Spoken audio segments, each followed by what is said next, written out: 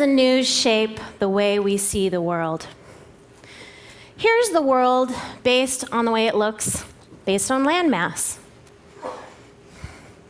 And here's how news shapes what Americans see. This map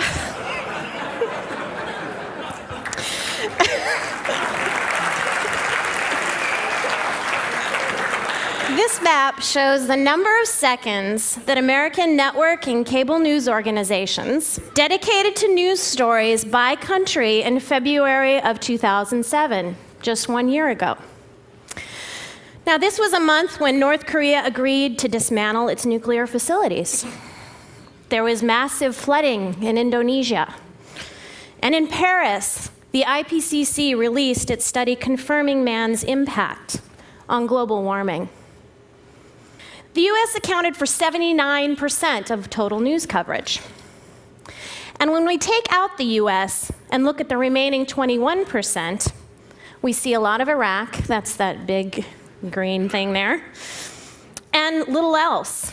The combined coverage of Russia, China, and India, for example, reached just 1%.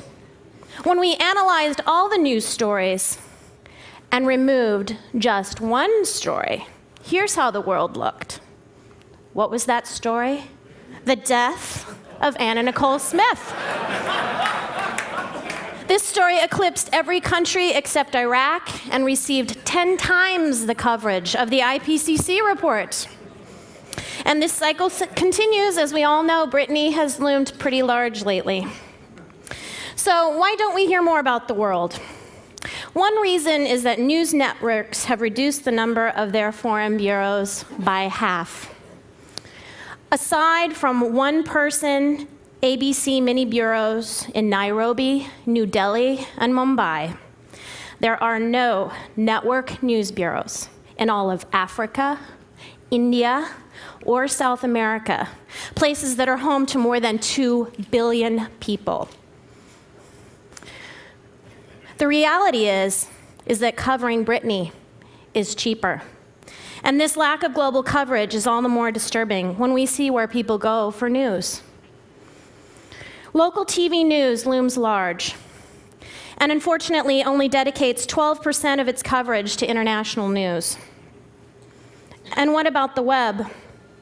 The most popular news sites don't do much better. Last year, Pew and the Columbia J School analyzed the 14,000 stories that appeared on Google News' front page, and they in fact covered the same 24 news events.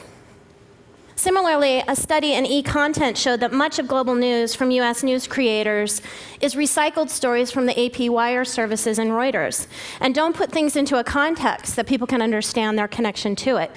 So, if you put it all together, this could help explain why today's college graduates, as well as less educated Americans, know less about the world than their counterparts did 20 years ago. And if you think that it's simply because we are not interested, you would be wrong. In recent years, Americans who say they closely follow global news most of the time grew to over 50%. The real question: is this distorted worldview what we want for Americans in our increasingly interconnected world? I know we can do better, and can we afford not to? Thank you.